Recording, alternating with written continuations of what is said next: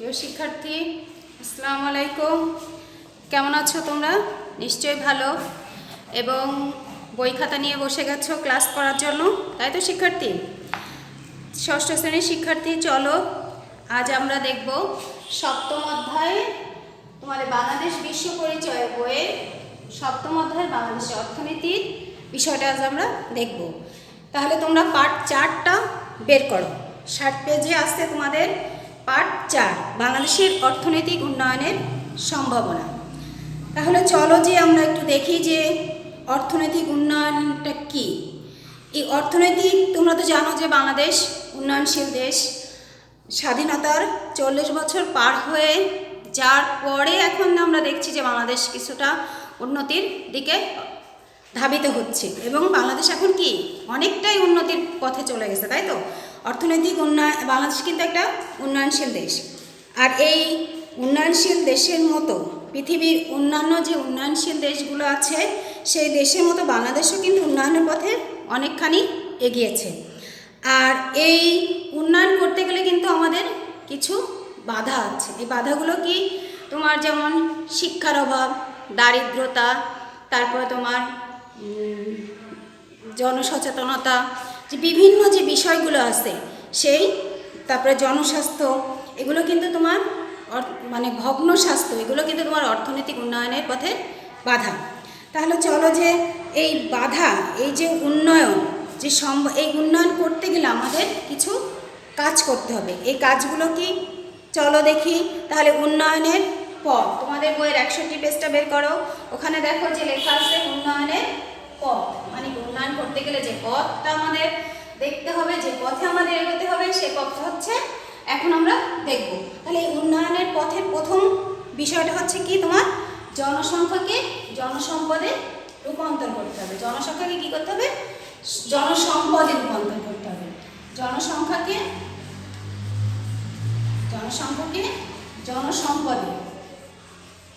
জনসম্পদে রূপান্তর করা, তাই তো? শিক্ষার্থী বই খেয়াল করো, রূপান্তর করা। তাহলে এই যে তোমরা জানো যে জনসংখ্যা কিন্তু মানুষ কিন্তু সম্পদ। আমাদের সম্পদ কি? বস্তুগত সম্পদ আর মানব সম্পদ। তার মধ্যে মানুষ কিন্তু একটা সম্পদ। এই জনসংখ্যাকে কখন আমরা জনসম্পদে রূপান্তর করতে পারবো? সেটা কখন? যখন আমরা এই জনসংখ্যাকে দক্ষতা এবং শিক্ষা দিয়ে উন্নত করতে পারবো, তখনই আমরা জনসংখ্যাকে কি করতে পারবো? জনসম্পদে রূপান্তর করতে পারবো। তো আমাদের দেশে কিন্তু শিক্ষার হার কম, কিন্তু উন্নত বিশ্বে দেখো যে ওখানে শিক্ষার হার কিন্তু অনেক বেশি, কিন্তু সে তুলনায় আমাদের দেশে কি জনসংখ্যার হার অনেক কম। এজন্য শিক্ষাকে অবশ্যই গুরুত্ব দিতে হবে। তোমরা তো জানো যে মানুষের যে মৌলিক অধিকার আছে তার মধ্যে শিক্ষা একটা বিষয়, তাই তো শিক্ষার্থী? তাহলে আর এই শুধু শিক্ষা নয়, শিক্ষার পাশাপাশি আমাদের জীবনযাত্রার মানটাকেও উন্নত করতে হবে। তাহলে আমরা কি করতে পারবো? জনসংখ্যাকে জনসম্পদে রূপান্তর করতে পারবো। আর এই জীবনযাত্রার মানের যদি উন্নত করতে চাই আমরা, তাহলে কি করতে হবে? জনসচেতনতা তৈরি করতে হবে। আর সেখানে তোমার কারিগরি শিক্ষা, তারপরে তোমার জনসম্পদে রূপান্তর করতে হবে, তারপরে তোমার স্বাস্থ্য, বাসস্থান, পরিষ্কার পরিচ্ছন্নতা, এগুলোও কিন্তু আমাদের কী করতে হবে? মাথায় রাখতে হবে। তাহলেই কিন্তু আমরা কী করতে পারবো? জনসংখ্যাকে জনসম্পদে রূপান্তর করতে পারবো। কারিগরি শিক্ষাটার প্রতি বেশি জোর দিতে হবে। কারিগরি শিক্ষা যদি আমরা উন্নত করতে পারি, তাহলে জনসংখ্যাকে আমরা জনসম্পদে রূপান্তর করতে পারবো। তারপরে আসো কি শিক্ষার্থী, যে কৃষির উন্নতি। পরের যে চ্যাপ্টার পয়েন্টটা আছে সেটা হচ্ছে কি? তোমার খ নাম্বার যেটা আছে সেটা হচ্ছে তোমার কৃষির উন্নতি। ক নাম্বারটা ছিল জনসংখ্যাকে জনসম্পদে রূপান্তর করা, আর খ নাম্বারটা কি? কৃষির উন্নতি। কৃষির উন্নতি, কৃষির উন্নতি। তাহলে আমাদের দেশ কি? আমাদের দেশ হচ্ছে কৃষি নির্ভর বাংলাদেশ, তাই তো? কৃষির উপরে আমাদের দেশের প্রায় 75% লোকই কিন্তু আমরা কৃষির উপর নির্ভরশীল এবং কৃষি চাষ করে ফসল উৎপাদন করে আমরা কি করি, জীবিকা নির্বাহ করি। এই জন্য কৃষিকে যদি আমরা উন্নত করতে না পারি তাহলে কিন্তু আমাদের উন্নতি হবে না। তাছাড়া আমাদের জাতীয় আয়ের যে সর্বোচ্চ অংশ, জাতীয় আয়ের যে অবদান, সেই অবদানে কোন খাতটা বেশি তোমার গুরুত্ব রাখে? কৃষি। এজন্য কৃষিকে উন্নত করতে হবে। কৃষি যন্ত্রপাতি, তারপর উন্নত সার, উন্নত বীজ, এগুলো আমাদের কী করতে হবে, কৃষি উন্নতির করতে হবে। এই যদি ভালো যন্ত্রপাতি না হয়, ভালো সার না হয়, তারপরে তোমার যদি যখন পানির দরকার সে পানিটা যদি আমরা দিতে না পারি তাহলে কি আমাদের ফসল উৎপাদন হবে শিক্ষার্থী? কখনোই না। এজন্য কৃষির উন্নতিটা করতে পারলেই আমরা কি করতে পারবো, যে উন্নয়নটা, অর্থনৈতিক উন্নয়নটা করতে পারবো। তাই শিক্ষার্থী তোমরা বইটা একটু দেখো যে ওখানে কী লেখা আছে, যে গ্রাম প্রধান বাংলাদেশে কৃষি এখনও উন্নয়নের প্রধান খাত। হ্যাঁ, এই উন্নয়নটা করতে হলে তোমার কি করতে হবে, কৃষিকে গুরুত্ব দিতে হবে। এই জন্য আমি তো তোমাদেরকে বলেছি কী কী লাগবে, আধুনিক যন্ত্রপাতি লাগবে, উচ্চ ফলনশীল বীজ লাগবে, মানে কি ভালো বীজটা লাগবে, তারপরে তোমার সার লাগবে, কীটনাশক বা সার হলেই হবে না, সেটা কতটুকু পরিমাণে তোমার ব্যবহার করতে হবে সেই বিষয়েও কিন্তু আমাদের জ্ঞান থাকতে হবে। তাহলে না হলে আমরা যদি অতিরিক্ত সার প্রয়োগ করে ফেলি তাহলে কী হবে, আমাদের ফসল উৎপাদন ব্যাহত হবে। এজন্য সারটার দিকেও আমাদের খেয়াল রাখতে হবে। তারপরে তোমার সেচ ব্যবস্থা, ধরো শুকনো মৌসুমে যখন আমাদের দেশে বৃষ্টি না হয় তখন আমাদের কী করতে হবে, সেচের ব্যবস্থা করতে হবে, প্রয়োজনীয় সেচ দিয়ে আমাদের কৃষি উৎপাদন বাড়াতে হবে। এজন্য তারপরে তোমার দেখো, উৎপাদন যদি আমরা প্রয়োজনে সার, কীটনাশক, সেচ ব্যবস্থা এগুলো দিতে পারি তাহলে আমাদের উৎপাদন পরিমাণ বাড়বে। আর এই উৎপাদন পরিমাণ বাড়ার কারণেই কিন্তু আমাদের কি হবে, উন্নতি হবে। আর এই উন্নতির অবদান কোথায় রাখবো আমরা, জাতীয় অর্থনীতিতে আমরা অবদান রাখতে পারবো।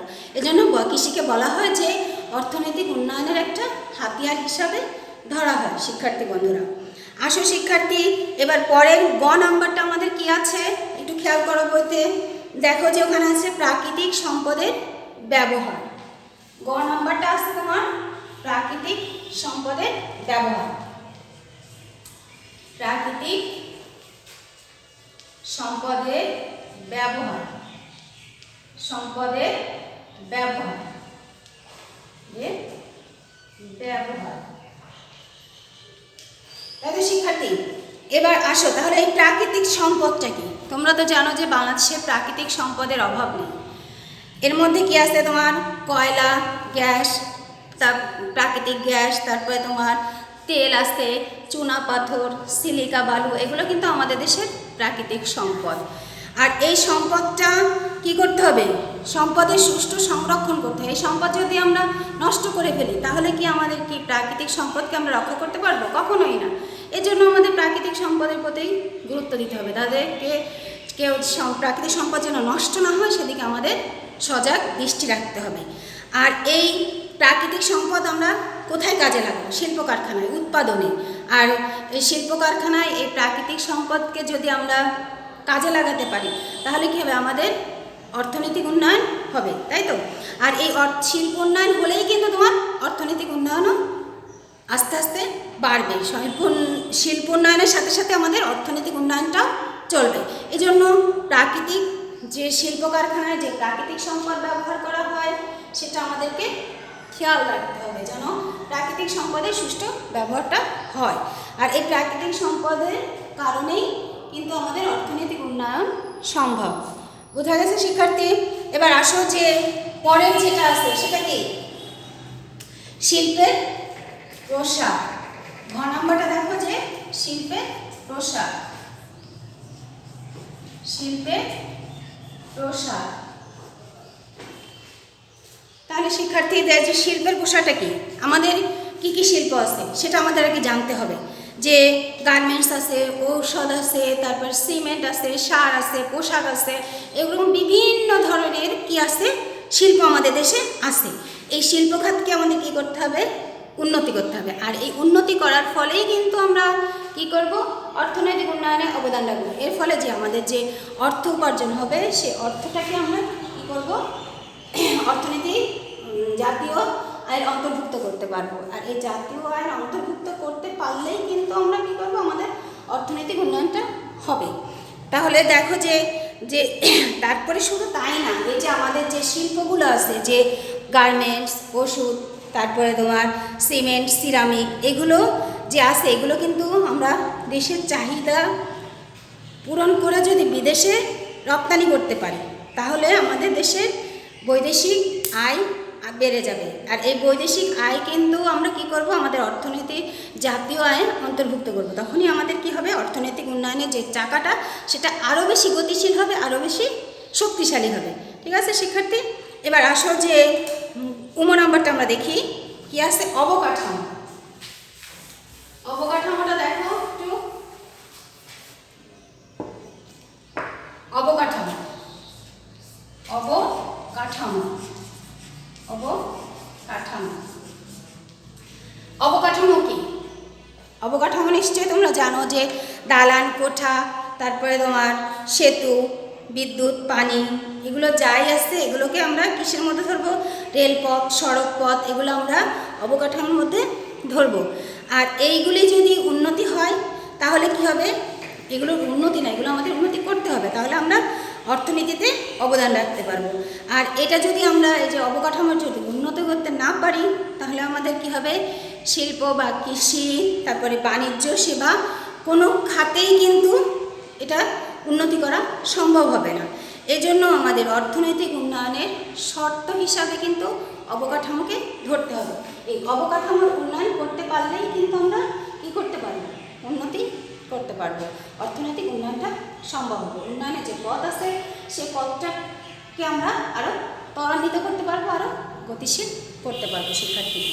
এবার তাহলে এই অবকাঠামো কিন্তু কি, যে অবকাঠামো তোমার যে উন্নতি এটাকে করতে হবে, তা না হলে আমরা কি বললাম যে শিল্প, কৃষি, বাণিজ্য কোনো ক্ষেত্রেই কিন্তু আমরা উন্নতি করতে পারবো না। কিসের কারণে, আমাদের অবকাঠামো যদি ভালো না হয়, আমাদের অবকাঠামো যদি দুর্বল হয়, তাহলে আমরা অর্থনৈতিক উন্নয়নটা করতে পারবো না শিক্ষার্থী। এজন্য আমাদেরকে উন্নয়নের শর্ত হিসাবে আমাদেরকে অবদান রাখতে হবে, অবকাঠামোকে উন্নত করতে হবে। এরপরে আসো যে নাম্বারটা দেখো, ওখানে কি আছে যে পরিকল্পনা, প্রণয়ন ও বাস্তবায়ন।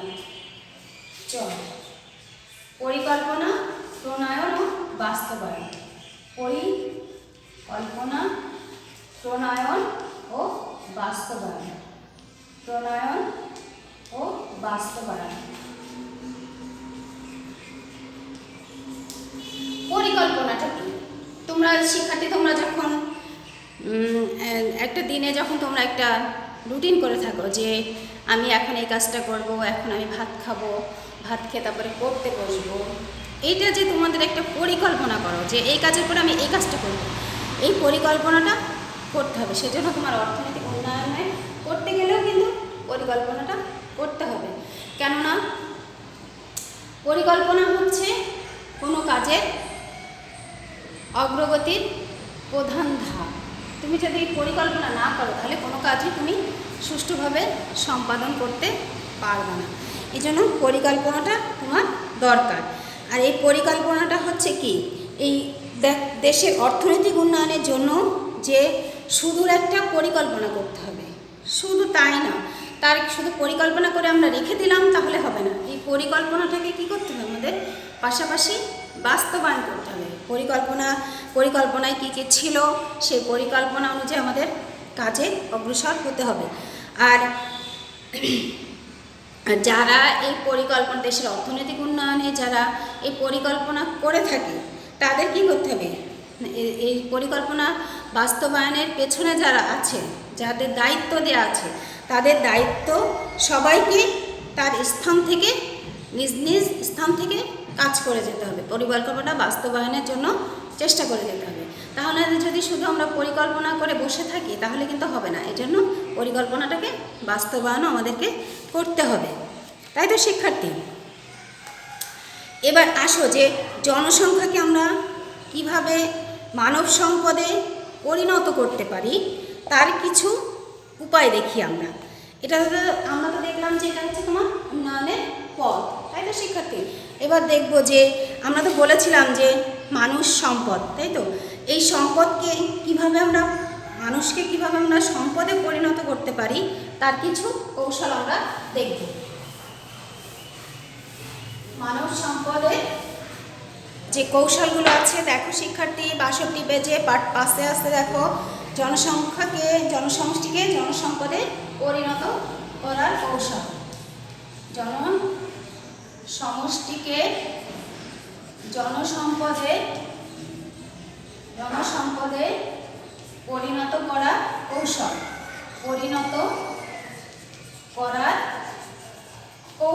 এই কৌশল সম্পর্কে এখন আমরা জানব।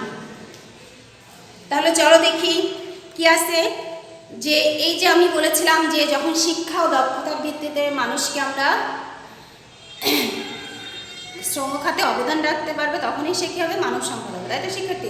আর এই মানব সম্পদ করতে গেলে আমাদের কিছু টেকনিক বা কিছু কৌশল অবলম্বন করতে হবে। এই কৌশলগুলো দেখো শিক্ষার্থী, তোমাদের বইতে আসতে কী করতে হবে? যে তেমন শিক্ষা ও কর্মমুখী শিক্ষা, মানসম্মত শিক্ষা হলেই হবে না, সেটা মানসম্মত হতে হবে। শিক্ষা আর কি কারিগরি শিক্ষাটার পাশেও আমাদের জোর দিতে হবে, তাই তো শিক্ষার্থী?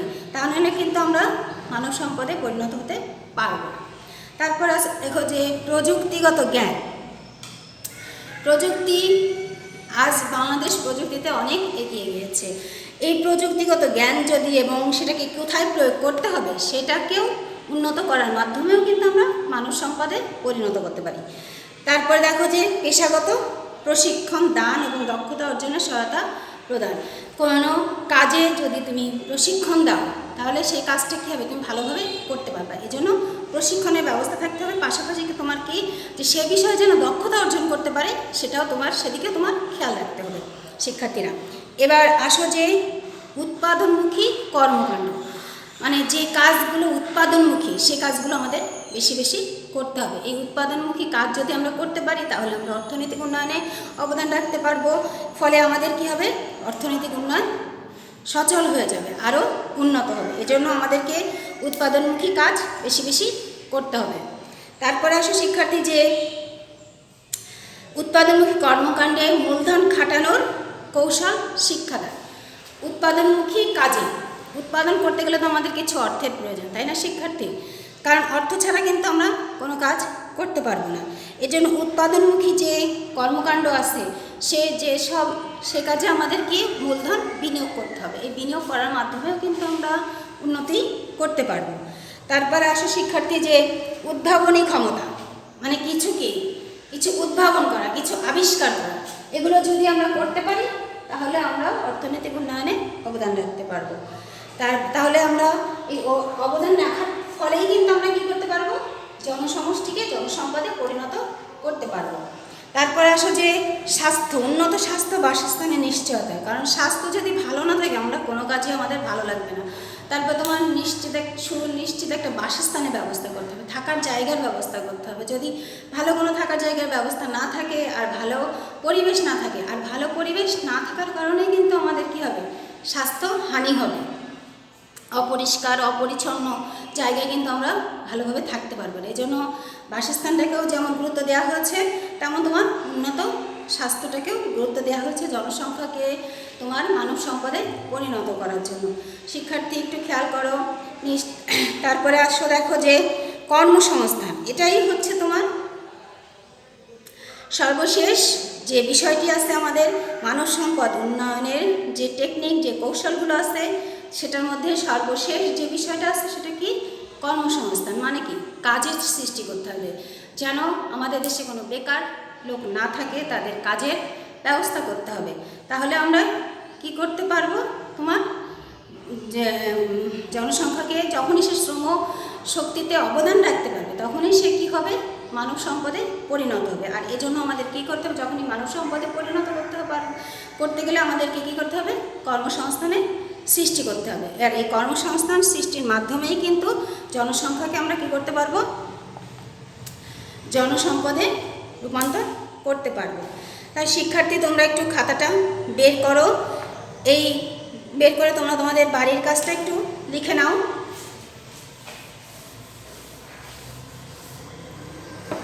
বাড়ির কাজ, বাড়ির কাজ। বাড়ির কাজটা কি? যে জনসংখ্যাকে মানব সম্পদে পরিণত করার উপায়গুলি চিহ্নিত করা। মানব সম্পদকে,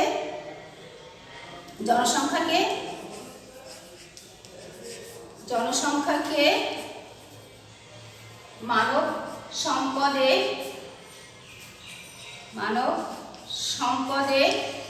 পরিণত করার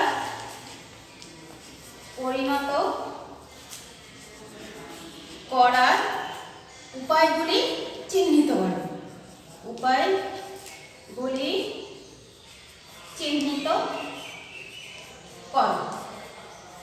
শিক্ষার্থী, তোমরা এটা তুলে নাও তোমাদের খাতায়, নিয়ে এটা বাড়িতে সমাধান করার চেষ্টা করবা। আজ এ পর্যন্তই। আবার আগামীতে তোমাদের সাথে অন্য কোনো ক্লাস নিয়ে হাজির হব। এ পর্যন্ত ভালো থাকো। আল্লাহ হাফেজ।